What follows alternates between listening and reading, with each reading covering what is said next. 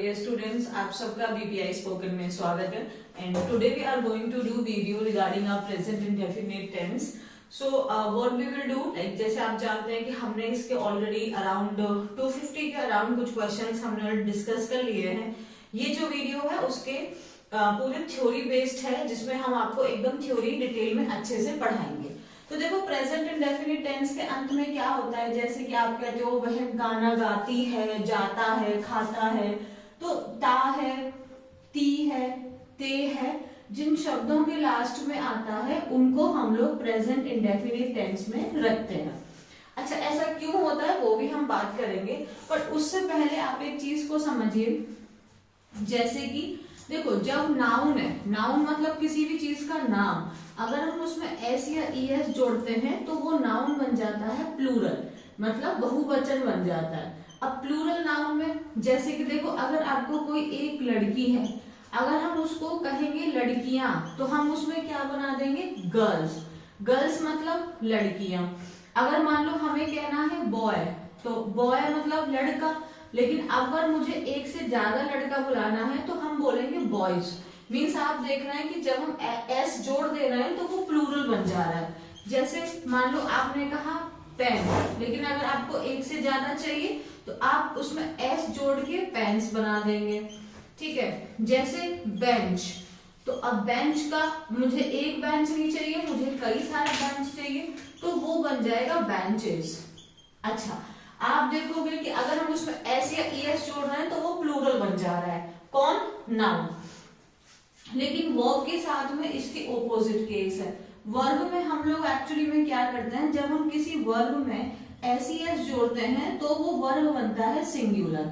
वो वर्ब क्या बनता है, सिंगुलर वर्ब बनता है, ठीक है। जैसे देखो, जैसे आप लोग जानते हो डू, डू में अगर हम ईएस जोड़ते हैं तो ये बनता है डज, ठीक है। अगर जैसे आप जानते हो गो मीन्स जाना, गो में जब हम ईएस जोड़ते हैं तो ये बनता है गोज। जैसे प्ले मीन्स खेलना, लेकिन अगर हम प्ले का एस जोड़ देंगे तो ये बन जाएगा प्लेज। अब इसको आपको समझना जरूरी क्यों है। जैसे जो प्लूरल फॉर्म जिसको है ये होती है वर्ब की फर्स्ट फॉर्म, और सिंगुलर जिसको हम कह रहे हैं ये होती है वर्ब की फिफ्थ फॉर्म, ठीक है ना। अच्छा, अब देखो, जैसे अभी मेरा सेंटेंस है, तो इसमें सपोज करो अगर आपका सब्जेक्ट है सिंगुलर। अब सिंगुलर सब्जेक्ट का मतलब एक वचन है। एक वचन जैसे कि मान लो ही है, शी है, इट है, ठीक है। कोई लड़का है तो उसको हम ही बोलेंगे, लड़की है तो शी बोलेंगे। कोई आपका जैसे नॉन लिविंग में इट आ जाता है, किसी का नाम है जैसे मोहन है, रोहन है, तो ये किसी का नाम हो गया। अब ये जो शब्द होते हैं ये है एक वचन सब्जेक्ट, तो इन सब के साथ में आपको लगानी होगी वर्ब। कौन सी वर्ब लगाओगे, सिंगुलर वाली। अब सिंगुलर वर्ब कौन सी होती है, जिसमें हम एस ईएस जोड़ते हैं, यानी कि जो वर्ब का फिफ्थ फॉर्म, और फिर अब जो बचा हुआ ऑब्जेक्ट है वो हम सेंटेंस के बाद में लिख देंगे। जैसे कि अब देखो एक एग्जांपल, जैसे मैंने कहा ही जो है वो बाजार जाता है, तो हम क्या बोलेंगे, ही बाजार जाता है। पहले वर्ब लगाएंगे तो गोज, क्योंकि फिर पहले सब्जेक्ट लगाओ फिर उसका वर्ब लगाओ। तो ही कहाँ जाता है, पहले जाता है गोज, तो गोज हो गया, और कहाँ जाता है, बाजार, तो ही गोज टू मार्केट। अब देखो, ही क्योंकि सिंगुलर था तो हमने सिंगुलर वर्ब लगाया एस ईएस लगा के, फिर टू मार्केट। अगर हम यहाँ पे शी के साथ बनाते तो भी हम सेम ऐसे ही बन जाता। जैसे कि अगर हम बोलते कि कोई लड़की है, लड़की में मान लो कोई अंकिता है, मान लो अंकिता जो है वो खेलती है, क्या खेलती है, मान लो क्रिकेट खेलती है, तो अंकिता प्लेज क्रिकेट। अब आप यहाँ पे देखो, अंकिता एक लड़की है लेकिन हमने क्या लगाया है, प्लेज। क्यों, क्योंकि जब हमारे सब्जेक्ट ही, शी, इट या किसी का नाम होता है तो उसके साथ में हम लोग सिंगुलर वर्ब, और हमेशा याद रखना सिंगुलर वर्ब में एस या ईएस जोड़ा जाता है, ये चीज ध्यान होगी। अच्छा, ये सारे के सारे जो सेंटेंसेस हैं ये हैं आपके पॉजिटिव सेंटेंस। अभी हम देख रहे हैं पॉजिटिव सेंटेंस। अब मैं इसको हटा रही हूँ, आप इसका स्क्रीनशॉट ले लो और फिर अपनी कॉपी में लिख लेना। अब हम देखते हैं प्लूरल सेंटेंसेस, मतलब अभी ना एक ही के बना लेते हैं। तो अभी जैसे हम सिंगुलर का बना रहे हैं तो इसी का अब हम लोग जरा नेगेटिव सेंटेंस बनाते हैं। तो इसका देखो नेगेटिव कैसे बनाया जाता है।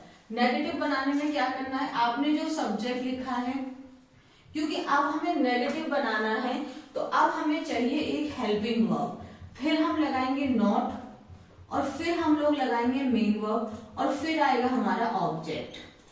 जैसे कि ही स्कूल नहीं जाता है। अब ध्यान में क्या रखना है, जब हमें हेल्पिंग वर्ब चाहिए तो हेल्पिंग वर्ब कौन होगा। देखो जैसे कि आपके वर्ब के 5 फॉर्म हैं, तो जो पहला फॉर्म वो प्लूरल वाला है तो वो होता है डू। जो सेकंड फॉर्म है वो पास्ट का है, वो होता है डिड। जो थर्ड फॉर्म है वो है आपका परफेक्ट का, वो होता है डन। फोर्थ फॉर्म जो कॉन्टिन्यूअस है वो होता है डूइंग। तो फिफ्थ फॉर्म जो होता है, जैसे मैंने कहा सिंगुलर, तो वो होगा डज। तो जब हम लोग अपना सब्जेक्ट हमारा कौन रहेगा, ही शी इट या ये वाले जब सब्जेक्ट रहेंगे, यानी जब हमारा सिंगुलर सब्जेक्ट रहेगा तो हेल्पिंग वर्ब में कौन आएगा, आपका डज, क्योंकि हमें कौन सा वर्ब लगा रहे हैं, वर्ब का फिफ्थ फॉर्म। तो हेल्पिंग वर्ब भी सिंगुलर रहेगा तो क्या लगाएंगे, डज। जैसे अगर मान लो राम स्कूल नहीं जाता है तो हमने लिखा राम, अब लिखेंगे हेल्पिंग वर्ब में डज, फिर लगाएंगे नॉन। अब यहाँ बारी आती है मेन वर्ब की। जब आपने ऑलरेडी एक बार यहाँ पे अपना सिंगुलर फॉर्म लगा दिया है तो अब मेन वर्ब का फर्स्ट फॉर्म लगाएंगे। तो Ram does not go to school. I hope कि आपको ये बात समझ में आई कि जब भी हम लोग अपना सिंगुलर सब्जेक्ट अगर रहेगा, जिसमें मेरी माताजी मंदिर जाती हैं, मेरे पिताजी ऑफिस जाते हैं, सूर्य पूर्व से उगता है, जो भी आपके सिंगुलर अगर सब्जेक्ट है, अगर वो पॉजिटिव सेंटेंस है तो उसमें आप वर्ब का फिफ्थ फॉर्म यानी एस या ईएस वाला याद करेंगे, लगाएंगे। और अगर सब्जेक्ट आपका सेंटेंस जो है वो नकारात्मक यानी कि अगर वो नेगेटिव है तो आपका हेल्पिंग वर्ब रहेगा डज और फिर मेन वर्ब आप लगाएंगे फर्स्ट फॉर्म। ठीक है, तो कुछ और सेंटेंसेस जैसे कि आपको यहाँ पे स्क्रीन में दिखाई दे रहे हैं, एक बार आप उनको भी चेक करिए, पढ़ के देखिए। बाकी तो मैंने बहुत सारे सेंटेंसेस हैं जो ऑलरेडी क्लास में आपको करवा लिए हैं। अब देखो अगर नेगेटिव हो गया, अगर हमें अब सवाल पूछना है कि क्या राम स्कूल जाता है, क्या वह खाना खाती है, तो अगर हमें इंट्रोगेटिव पूछना है तो हमेशा ध्यान रखिए हेल्पिंग वर्ब हमेशा सब्जेक्ट से पहले आता है। हेल्पिंग वर्ब हमेशा सब्जेक्ट से पहले आएगा, फिर आपका मेन वर्ब और फिर हमारा ऑब्जेक्ट। ठीक है ना। अब देखो अगर हमारे हेल्पिंग वर्ब में अगर हम आंसर को करते समय हाँ या ना में जवाब दे देते हैं तो सिर्फ हेल्पिंग वर्ब लगाएंगे, और अगर हाँ या ना के अलावा हमें अपनी बात बोलने में कुछ और बोलना है, जैसे मैंने पूछा क्या तुम खाना खाते हो, हाँ, तुम खाना क्यों खाते हो, तो अब इसके लिए तो आपको कुछ और भी बोलना पड़ेगा, तो फिर आप एक WH वर्ड लगाएंगे और फिर अपना helping verb, subject, main verb और फिर हमारा ऑब्जेक्ट। अगर हम जैसे मैंने बोला कि इसी का बोलते हैं क्या वह मार्केट जाता है, क्या वह मार्केट जाता है, आंसर हाँ या ना में दिया जा सकता है। तो अब क्योंकि वह है तो हमारा बनेगा ही। अच्छा, ही के हिसाब से क्या लगाएंगे, डज। ठीक है, जब सेंटेंस की शुरुआत होती है तो पहला अक्षर कैपिटल होना चाहिए, तो डज ही। अब यहाँ पे वर्ब का फर्स्ट फॉर्म आएगा, does he go to school, does he go to school. क्या अंकिता क्रिकेट खेलती है, डज अंकिता प्ले क्रिकेट। अब आप देख सकते हैं कि अगर हम सेंटेंस का पॉजिटिव है, सब्जेक्ट हमारा सिंगुलर यानी कि ही शी इट या किसी का नाम है, तो हम जो पॉजिटिव सेंटेंस बोलते हैं उसमें हम सिर्फ और सिर्फ अपना वर्ब का फिफ्थ फॉर्म यानी एस लगा देंगे। उसके बाद अगर हम नकारात्मक बनाते हैं तो जो हमारा हेल्पिंग वर्ब रहेगा वो हमेशा डज रहेगा, और मेन वर्ब में अब आपने ये नहीं करना है कि मैम ये सब्जेक्ट सिंगुलर है तो यहाँ भी लगाइए, नहीं। जब आपने ऑलरेडी इसको सिंगुलर बना दिया तो मेन वर्ब का सिर्फ और सिर्फ आप फर्स्ट फॉर्म यूज करेंगे। और अगर अगर हम सवाल पूछेंगे, प्रश्नवाचक है, तो अगर आप अपना आंसर हाँ या ना में दे सकते हैं तो सिर्फ और सिर्फ आप अपने सेंटेंस की हेल्पिंग वर्ब से शुरुआत करेंगे, फिर सब्जेक्ट और मेन वर्ब। और अगर हाँ या ना के अलावा हमें किसी और शब्दों का प्रयोग करना है देन आप क्या करेंगे, किसी एक WH वर्ड का यूज करेंगे कि आप स्कूल क्यों जाते हैं। जैसे यू नहीं, हमने बोला कि क्या आप राम स्कूल क्यों जाता है, तो हम इसको बोलेंगे why does Ram go to school. तो अगर हमारे सेंटेंस में हमें हाँ या ना के अलावा कुछ और बोलना है तो एक WH वर्ड आएगा। फिर हमारा हेल्पिंग वर्ब, जब हम प्रेजेंट इंडेफिनिट की बात करेंगे तो हमारा हेल्पिंग वर्ब आएगा डज, और फिर हमारा मेन वर्ब आएगा फर्स्ट फॉर्म। तो आई होप कि यहाँ तक आपको ये चीजें समझ में आ गई होंगी। और अगर ये चीजें समझ में आ गई तो अब हम बात करते हैं थोड़ा प्लूरल सब्जेक्ट्स के बारे में। तब तक आप इनका स्क्रीनशॉट ले लो।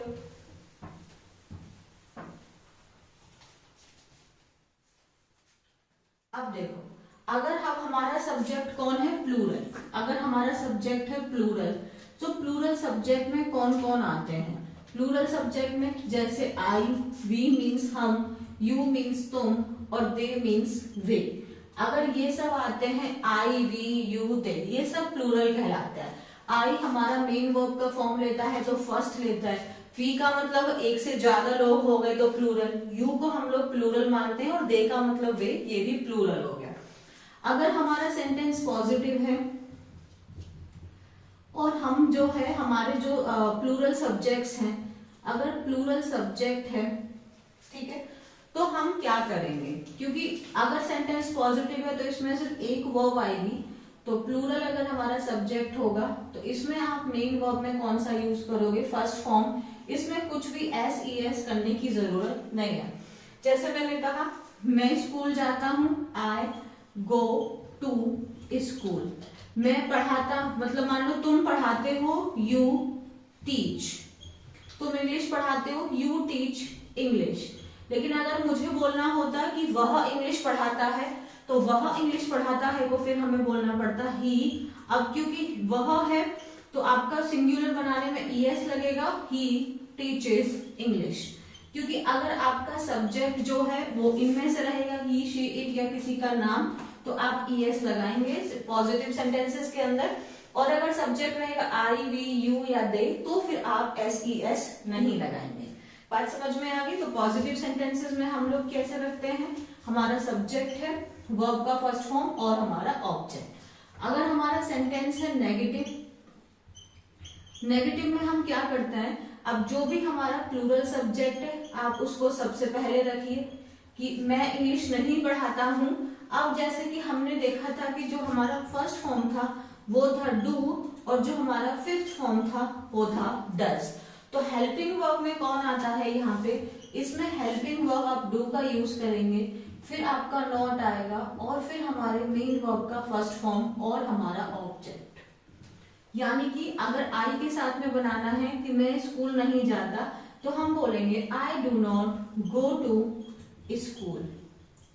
आई do not go to school, मैं स्कूल नहीं जाता। अगर हमें बोलना है कि तुम इंग्लिश नहीं पढ़ाते, you do not teach, you do not teach English. ठीक है, लेकिन इसमें ना एक और चीज ध्यान रख लो, जब हम डू प्लस नॉट को शॉर्ट फॉर्म में बोलते हैं, मतलब कॉन्ट्रैक्टेड फॉर्म, तो उसका नॉट होता है, एंड डज प्लस नॉट का जो कॉन्ट्रैक्टेड फॉर्म डू, हाँ डज का जो होता है वो डजंट होता है। तो ये हमारे कॉन्ट्रैक्टेड फॉर्म हो जाता है। अगर हमें यहीं पे हमारा जो सेंटेंस है वो इंट्रोगेटिव है, अगर हमारा सेंटेंस इंट्रोगेटिव है, मीन्स अगर हम सवाल पूछ रहे हैं कि क्या हम इंग्लिश पढ़ाते हैं, क्या हम वहां जाते हैं, तो अगर इंट्रोगेटिव है तो पहले हेल्पिंग वर्ब आएगा, फिर आपका प्लूरल सब्जेक्ट आ जाएगा, फिर आपके मेन वर्ब का फर्स्ट फॉर्म और ऑब्जेक्ट। फिर क्वेश्चन, अगर आपका सवाल पूछते में आप हाँ या ना के अलावा कुछ और बात बोलेंगे तो फिर आप एक WH वर्ड यहाँ पे लगा देंगे। लेकिन जब भी हम सवाल पूछते हैं तो हेल्पिंग वर्ब हमेशा हमारे सेंटेंस में सब्जेक्ट से पहले आता है, फिर हमारा सब्जेक्ट आएगा, फिर हमारा मेन वर्ब का फर्स्ट फॉर्म और फिर हमारा ऑब्जेक्ट। जैसे क्या मैं स्कूल जाता हूं, तो उसको हम बोलेंगे do I go to school, do I go to school. क्या हम लोग क्रिकेट खेलते हैं, so do we play cricket. क्या तुम उसे पसंद करते हो, तो उसको बोलेंगे डू यू लाइक हिम, लड़का है तो हिम और लड़की है तो हर। अब इसके साथ में हमने देखा कि हम सेंटेंसेस कैसे बना रहे हैं। आई होप कि आपने यहाँ तक इन चीजों को कंप्लीट कर लिया है। अच्छा, अब इधर देखो, एक बार मैं फिर से करती हूँ। अब इसमें हम ऐसा क्यों कर रहे हैं? देखो, इनमें क्या होता है कि हम अपनी आदत बता रहे हैं, जो काम हमारे रेगुलर एक्शंस में होता है। मैं स्कूल जाता हूँ, मैं पढ़ाता हूँ, मैं खाना खाता हूँ, तो ये सब हमारे रेगुलर एक्शंस को बताते हैं। तो आप ध्यान में क्या रखना है कि जितने भी हमारे प्रेजेंट इंडेफिनिट टेंस होते हैं वो हमारी आदत को बताते हैं, जैसे कि, और ये ना परमानेंट एक्शंस को बताते हैं। कॉन्टिन्यूअस होगा तो मैं उसमें अलग बताऊंगी कि हम इनको कंपेयर करेंगे, बट जब भी हम लोग अपनी रेगुलर हैबिट को बताते हैं तो प्रेजेंट इंडेफिनिट टेंस का इस्तेमाल करते हैं। जैसे कि आपका जो सूरज है वो आपका ईस्ट से उगता है, तो the sun rises in the east, क्योंकि वो रेगुलर एक्शन है। प्लांट हमें ऑक्सीजन देते हैं, plants give us oxygen. So अगर जो रेगुलर एक्शन है उसको हम यूज करेंगे, जो सच्चाई है, यूनिवर्सल ट्रुथ है, उसको यूज करेंगे। जैसे honesty is the best policy, यहाँ पे हम लोग प्रेजेंट इंडेफिनिट का यूज करते हैं। तो जितने भी हमारे रेगुलर एक्शंस होते हैं, यूनिवर्सल ट्रुथ होता है, हमारी हैबिचुअल होते हैं, उन सब में हम प्रेजेंट इंडेफिनिट टेंस का यूज करते हैं। इसमें आपको ध्यान क्या रखना है, जब हम किसी नाउन में एस लगाते हैं तो वो आपका प्लूरल बनता है, लेकिन जब हम वर्ब में एस लोग लगाते हैं तो वो सिंगुलर बनता है। और अगर आपका सब्जेक्ट ही, शी, इट या किसी का नाम है तो आप वहां पे ध्यान रखेंगे कि वर्ब का फर्स्ट फॉर्म प्लस एस लगा के फिर आप उसमें वर्ब लगाएंगे। ही गोज टू मार्केट, वहां मार्केट जाता है। Ankita pledge cricket, Ankita hockey खेलती है। ये हो गया पॉजिटिव। अगर इसका नेगेटिव बनाएंगे तो हेल्पिंग वर्ब लगाओगे आप डज, और फिर मेन वर्ब में आप कौन लगाओगे, फर्स्ट फॉर्म। ठीक है, जैसे कि मान लो कोई शी है, शी गाना नहीं गाती है तो she does not sing a song. अगर हम क्वेश्चन पूछेंगे तो क्या वह गाना गाती है, does she sing a song. Same as अगर हमारा सब्जेक्ट है आई, वी, यू या दे, तो हम सीधा वर्ब का फर्स्ट फॉर्म लगाएंगे, उसमें हम कुछ भी नहीं छेड़छाड़ करेंगे। अगर हमारा सेंटेंस नेगेटिव है तो हम हेल्पिंग वर्ब में डू और मेन वर्ब फर्स्ट फॉर्म लगाएंगे। अगर हम इनका कॉन्ट्रैक्टेड फॉर्म यूज करते हैं तो डू प्लस नॉट का don't and does plus not का डजंट बन जाता है। अगर हम इंट्रोगेटिव सेंटेंस की बात करें, हमेशा बात याद रखिएगा कि जब भी आप सवाल पूछेंगे तो हेल्पिंग वर्ब हमेशा सेंटेंस में आगे होना चाहिए। अगर जवाब में आपका हाँ या ना होता है तो सीधा हेल्पिंग वर्ब से शुरू करेंगे। अगर जवाब में आपको हाँ या ना के अलावा कुछ और मिलता है तो फिर आप WH वर्ड का यूज करेंगे। जैसे कि क्या हम लोग स्कूल जाते हैं, do we go to school, क्या हम लोग पढ़ाई करते हैं। तो इस तरीके के सेंटेंसेस में हम लोग, ये हमारा प्रेजेंट इंडेफिनिट टेंस को लेके है। आपको इसको जो भी फोटो वगैरह क्लिक करना है, नोट्स बनाने हैं, आप डेफिनेटली बना लीजिए। और आई होप कि आपको ये वीडियो पसंद आई होगी, और वो आपको क्वेश्चंस भी मैंने वहां पे कर दिए हैं, उसका लिंक भी डिस्क्रिप्शन बॉक्स में अवेलेबल है। Thank you so much. Channel को सब्सक्राइब करिए, वीडियो को लाइक एंड शेयर करिए, अपना प्यार ऐसे बनाए रखिए।